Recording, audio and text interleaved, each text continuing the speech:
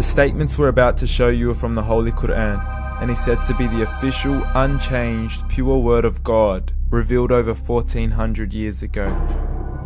Claiming to be the word of God is a heavy statement, and without proof, or if a single contradiction is found within the book, the apparent word of God will be proven false. So without further ado, let's put the book to the test. In the 23rd chapter, titled The Believers, from the 12th to the 14th verses, God is said to give a detailed description of how the human being is formed. It begins by saying, "We then placed him as a sperm drop in a place of settlement, firmly fixed. Then we made the drop into a alaqa." We will translate this word very soon. "And then we changed the alaqa into a lump.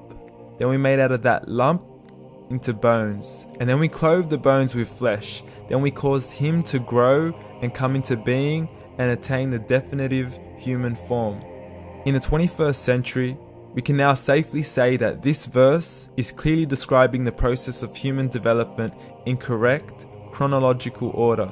However, what we should be paying attention to in particular is the second stage, referring to the development of the embryo. The specific word used to describe the embryo in this verse is the word alaqa. The word alaqa, when translated into English, can mean three separate things.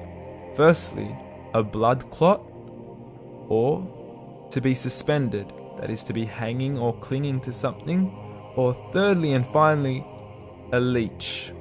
Now, all three definitions don't come anywhere near what we perceive to be the human embryo. So, why are these words used, and what significance do they share with the human embryo?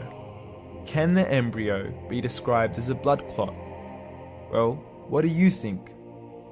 In the 3rd week of embryonic development, a tubular heart joins with the blood vessels to form a primordial cardiovascular system, and by the end of the 3rd week, the blood is circulating and the heart begins to beat on day 21.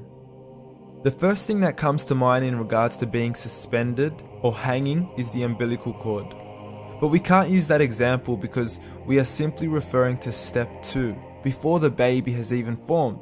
But we now know today that the umbilical cord is formed from the connecting stalk.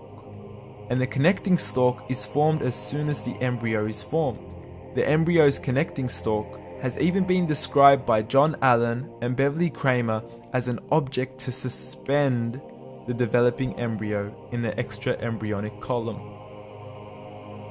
So an embryo is suspended and does have a strong resemblance with the blood clot. What on earth would an embryo have to do with a leech?